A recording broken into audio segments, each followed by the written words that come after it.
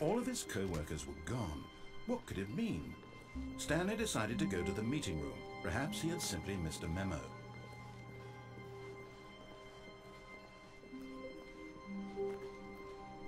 When Stanley came to a set of 2 open doors, he entered the door on his left.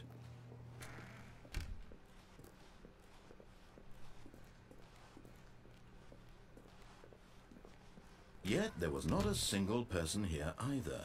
Feeling a wave of disbelief, Stanley decided to go up to his boss's office, hoping he might find an answer there. Coming to a staircase, Stanley walked upstairs to his boss's office.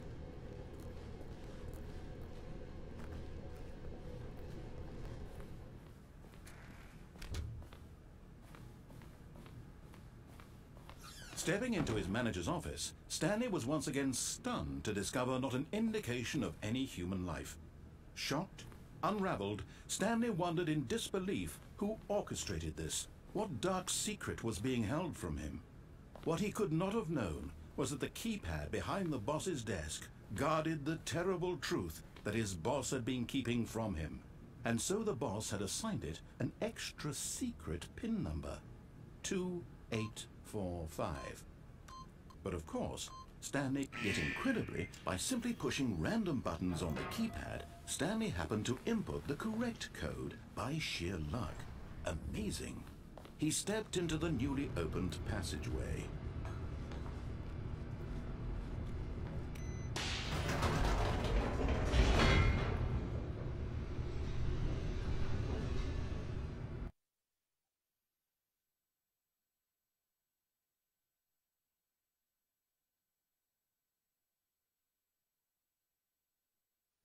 Descending deeper into the building, Stanley realized he felt a bit peculiar. It was a stirring of emotion in his chest, as though he felt more free to think for himself, to question the nature of his job.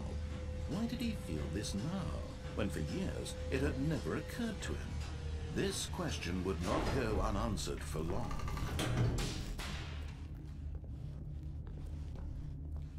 Stanley walked straight ahead through the large door that read Mind Control Facility.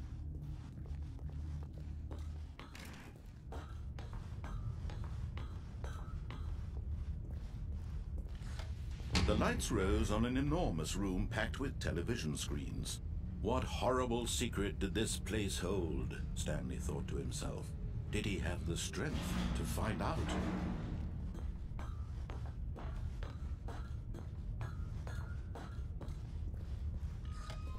Now the monitors jumped to life, their true nature revealed.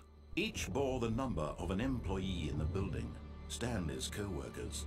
The lives of so many individuals reduced to images on a screen, and Stanley, one of them, eternally monitored in this place where freedom meant nothing.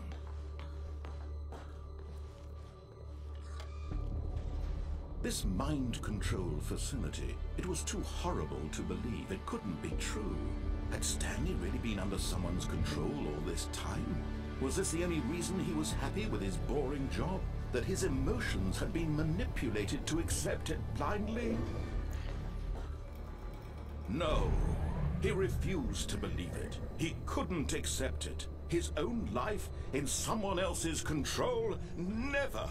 It was unthinkable. Wasn't it? Was it even possible? Had he truly spent his entire life utterly blind to the world? But here was the proof. The heart of the operation.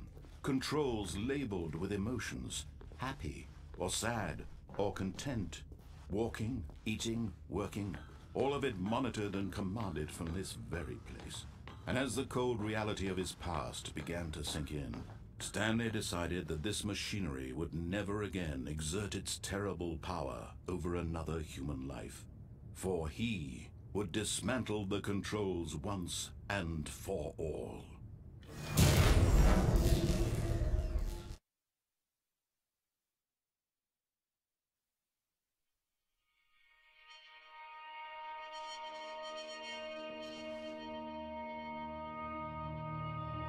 Blackness and a rising chill of uncertainty. Was it over?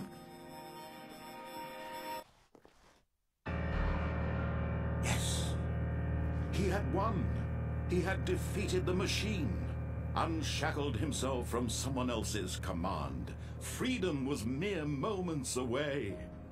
And yet, even as the immense door slowly opened, Stanley reflected on how many puzzles still lay unsolved.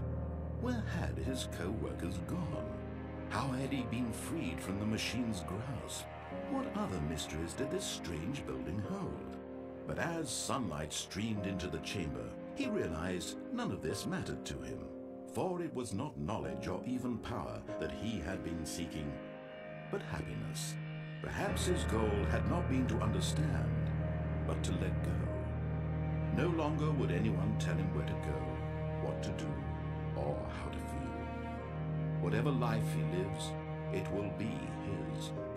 And that was all he needed to know. It was perhaps the only thing worth knowing.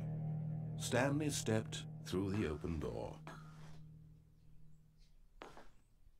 Stanley felt the cool breeze upon his skin, the feeling of liberation, the immense possibility of the new path before him.